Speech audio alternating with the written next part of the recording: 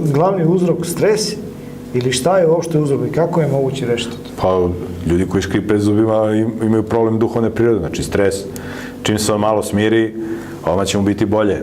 Može pred spavanje da uđe u toplu kadu, da se malo opusti, da gleda neku emisiju sa sajta Pragmatikos, da se malo opusti, da se moli Bogu, što je vrlo bitno.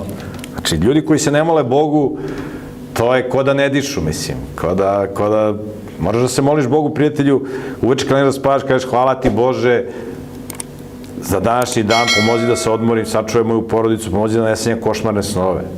Molim te u ime Isusa Hrista. Kreneš da spavaš, ujutru kad se probudiš, umiješ se, obojiš u kupatilu što imaš, počinješ dan tako što se Bogu zahvali u sebi, niko ne mora sluša da se ti moliš. Ti možeš se voziš u gradskom autobusu da se zahvališ Bogu, hvala ti Bože današnji dan, sačuvaj me da stignem, da se ovaj autobus ne prevrne. Da ne uleti neki bombar samo ubica nas digne u vazduh. Razumeš, demoni vrevaju sa svakog ćoška. Ti kad izađeš iz kuće, čekate đava na vratima. Moraš se moliš Bogu da te Bog sačuva od raznih problematičnih ljudi, alkoholičara, ludaka, ovih